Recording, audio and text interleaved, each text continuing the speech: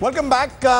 The big Bihar battle. Who is winning it? Exit poll numbers coming up in a little while from now. All the big numbers that you've been waiting for with bated breath. We're going to bring you the big India Today Cicero numbers in a short while from now. But I want to first try and go to our correspondents. Remember, voting is just about to end in the fifth and final phase of this marathon election campaign. And this voting is critical. 57 seats are on offer in this last phase, and it stretches through Simanchal and, of course, large parts of Mithilanchal as well.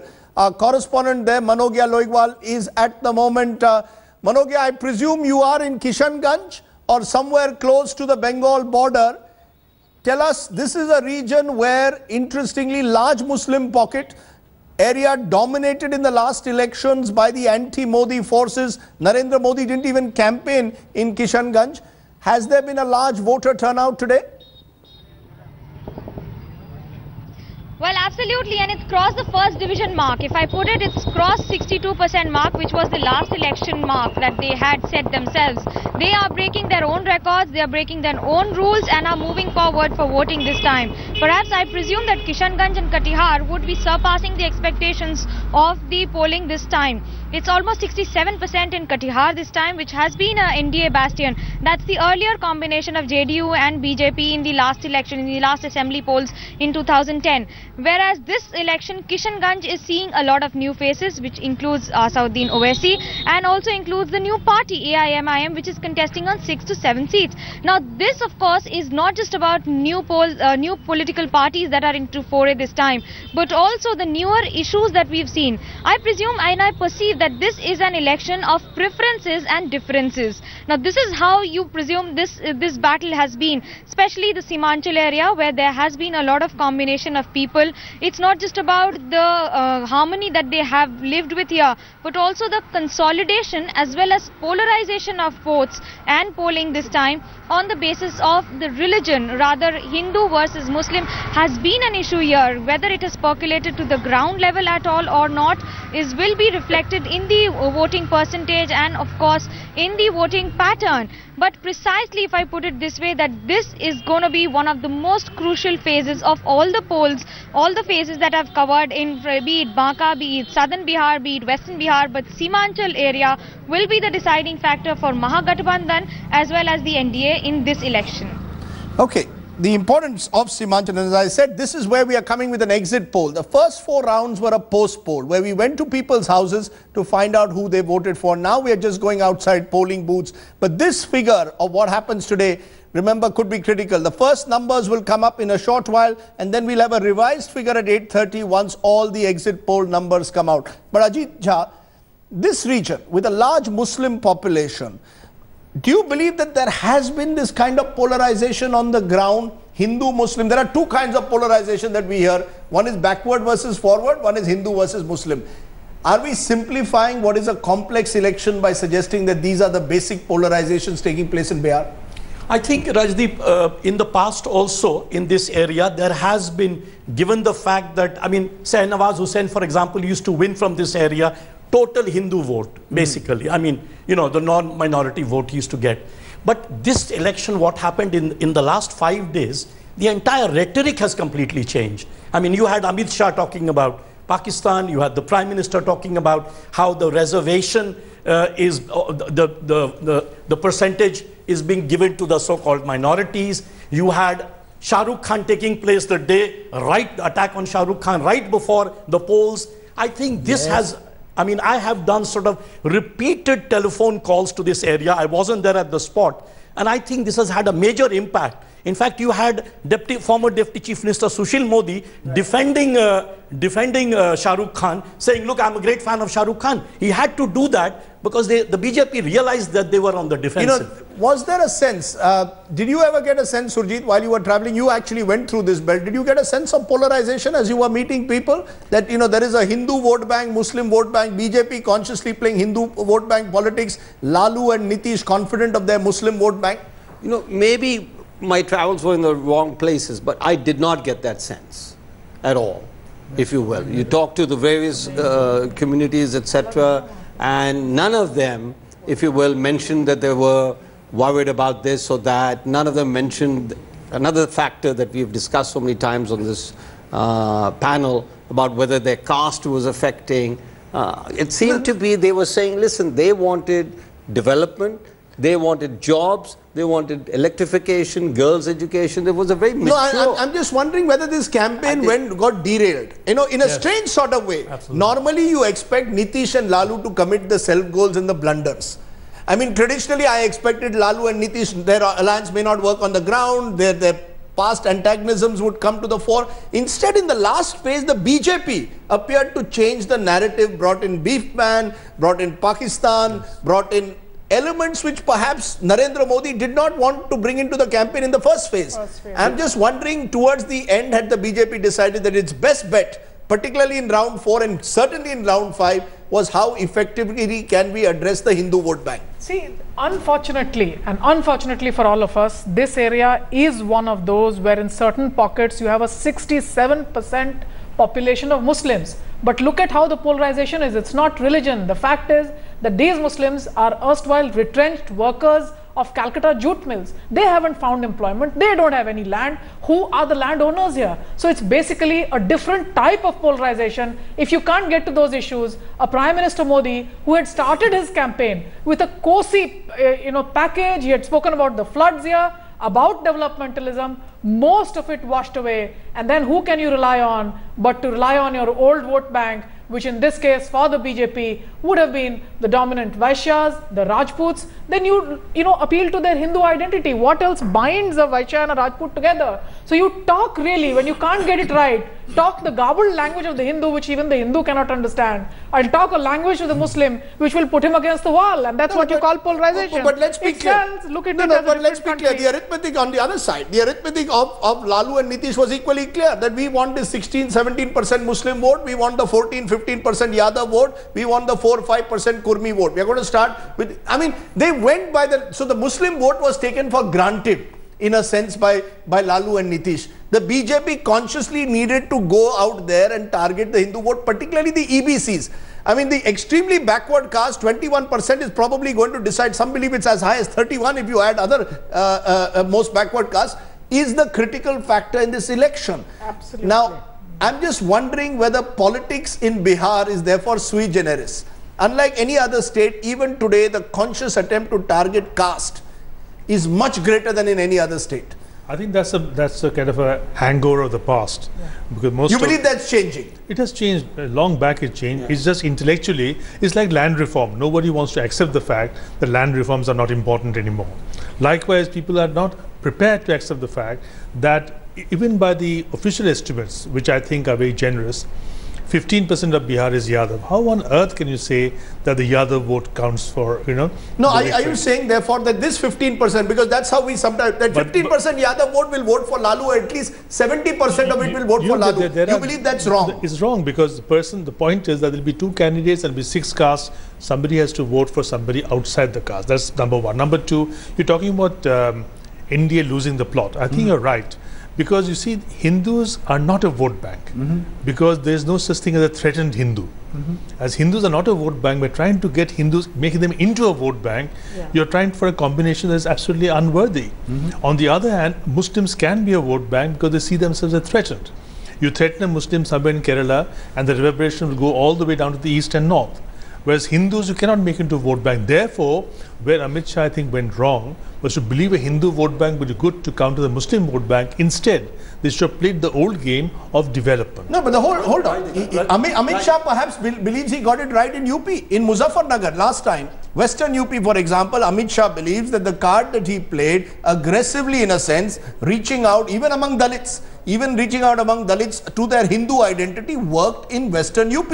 He perhaps thinks that it will work and we don't know. The results will tell us. Does it work maybe in Bihar as well? Just one quick point. Sir, if you permit me, the reason it worked in UP and it didn't work in Bihar was because you had a government in Bihar which was very vigilant and which came down hard. If the state government of the day does not want riots to spread, they will not spread. No, but you're assuming, let's be clear, you're assuming that Amit Shah's strategy has not worked. Then the other feeling is Amit Shah's strategy. Remember, I was told there are 10 RSS workers per every polling booth this time in Bihar. We were told the same thing in Delhi. We were told the same thing in Delhi, and we know what the results No, but the fact is it not true that the RSS traditionally at the micro level is better organized than its opponents? No, that's I'm not just true. wondering whether How do you explain the fact that the RSS and the BJP lost several elections? You know, when you win, they worked. When you don't win, it didn't work. Okay. It doesn't help. Okay. It doesn't help. One last point. Otherwise, we would have been ruling India for the last 68 years. Ajit Jha, one point and then Dipankar. Yes. Rajdeep, I think the plot was lost when the RSS chief opened the Pandora box of the so-called Mandal issue. When he said reservations we will review reservations. Suddenly Lalu Prasad Yadav got oxygen. He went around and told and turned the entire agenda from development to Mandal Raj too. I am now going to the numbers. I am told that we can now, the election commission says the numbers can be given. So remember, these are the first numbers. These are the initial findings based on 4 post polls of the 4 rounds and the 1 exit poll. The first numbers, they will come revised at 8:30. The first big Bihar battle numbers. First vote share. These are the numbers that we are giving you. For the vote share, this was 2010, remember, when the alliances were very different. BJP plus was essentially now BJP plus Paswan plus Kushwaha plus Jitan Ram Majhi, 23%. JDU was 49%, big difference. Pre-poll, which we did month ago, these were the numbers. The JDU was marginally ahead of the BJP by 2% in our pre-poll. Take a look now at what the final post-poll is saying. It's the NDA. It's the BJP alliance as per the first findings that is 1% ahead of the JDU. We are saying the NDA is 1% ahead of the JDU. This is well within the margin of error. This is a nightmare scenario for any cephalogist as per the Cicero poll. How is this translating into seats? These are the big seats that we are giving at the moment. This is the final tally. We are saying the BJP 2010 BJP-led alliance was 94, JDU was 144, others was 8.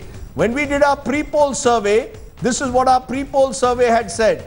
A marginal lead 122 to 111 out of 243 seats to the JDU. Now we are saying the big number that we are giving, the first big number, BJP-led alliance 113 to 127, midpoint 120. JDU-led alliance 111 to 123, midpoint 117. Others 4 to 8. As per this marginal wafer thin edge to the NDA, remember 122 is the magic mark. So as per our survey at the moment, this is too close to call. This, remember, does not include the final exit poll figures where we expect the Mahagathbandhan to do particularly well. So at 8:30, these numbers could change. But as of now, based on 4 rounds of polls, it's a slight advantage, a wafer-thin advantage to the NDA. These are the numbers that we are giving in the big Bihar battle at the moment. Take a look, keep those numbers on. Surjit, 175 is what you've said. Yeah. I can confess to let me confess to our audience, I have done an office sweepstakes. I have put my money on an office sweepstake on 150 plus to the Gathbandhan.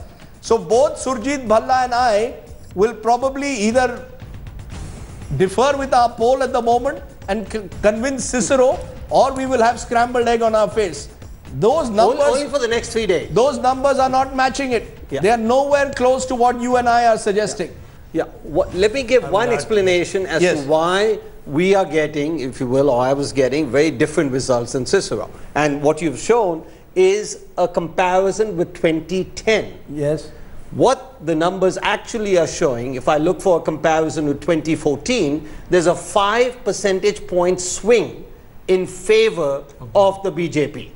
5 percentage points more. In other words, in the 2014 Lok Sabha election, if you add up all the assembly constituency votes, actual votes, yes, they got something like 39%. And the JDU plus got 45%. Yes. This is a complete, so 5%. No, now we are saying swing. 41 plays 40. So about a 2% swing. No. 2% for them, but those guys have lost 5%. Those guys have lost 5%. That's strange at the moment, but those are the numbers. Dipankar Gupta, you wanted to make a point before I interrupted you. But these are the numbers that are coming out at the moment. It's a tight race. It's almost as if Cicero has put his money in his pocket. He's decided, because in these numbers, both sides could well form a government. If these numbers too close to call, my sense has always been one side will pull ahead of the other as we enter the 5th round. So we don't know what the 5th round has brought, but Cicero at the moment is giving an edge to the BJP. You see, I somehow think that when an election is as spectacular as this, where everybody's looking at it, and the voting numbers are pretty high, I don't think it'll be a close call. You think one side will pull ahead of the other? Pull ahead. And other thing about, I now remember what I wanted to interrupt you. Yes. With. That is, Modi didn't just win in one part of UP, he won everywhere. Sure. So it was a Modi wave. Is nothing to do with Muslim, Hindu at all. Okay, and is there a Nitish wave this time? Our survey certainly doesn't suggest that. Clearly, Ajit, the point you tried to make, and that's I'm going to place to Dhananjay Joshi or Cicero when he comes, which is you believe the BJP where it's winning is winning big. Right. And where the Mahagathbandhan is winning, it's winning with a tighter margin. So their ability to translate percentage into seats is greater than that of the BJP. So despite the fact that the poll is showing percentage vote higher for the NDA, I would still argue that in terms of seats, the Mahagathbandhan would get an advantage, despite having a disadvantage in percentage. So what is your seat projection? I would not go ahead at 175. I would say somewhere between around 130 to 150 for the Mahagathbandhan. 130 to 150 for the Mahagathbandhan, despite our numbers. You're still sticking to your outlier figure of 175. Yeah. I have been sticking to 150 for the Mahagathbandhan. But the fact, Manisha Priyam, is I take also numbers seriously. And Cicero has got the last 3 or 4 polls right. So we may well find that Cicero has seen something that none of us have. Maybe many people have seen a wave for Nitish which doesn't exist on the ground. And well, the one thing common across the regions, I who has looked at it as regional elections, is the fact that there is no serious anti-incumbency against Mr. Nitish Kumar.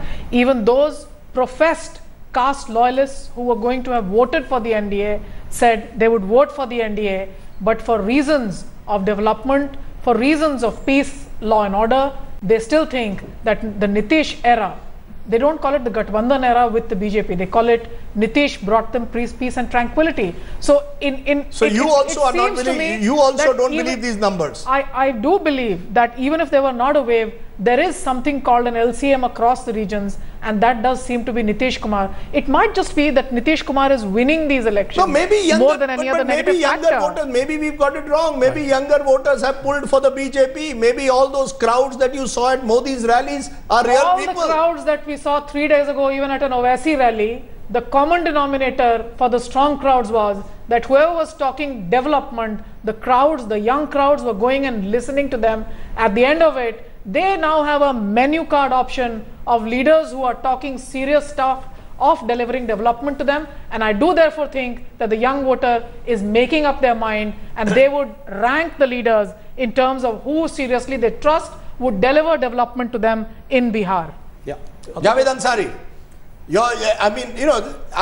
As I said, we will stick by our pollster. Our pollster has given his numbers. We can disagree with the pollster, but officially the pollster says marginal edge for the NDA. He says marginal edge for the NDA till discounting the 5th and final round. That we'll know at 8 o'clock.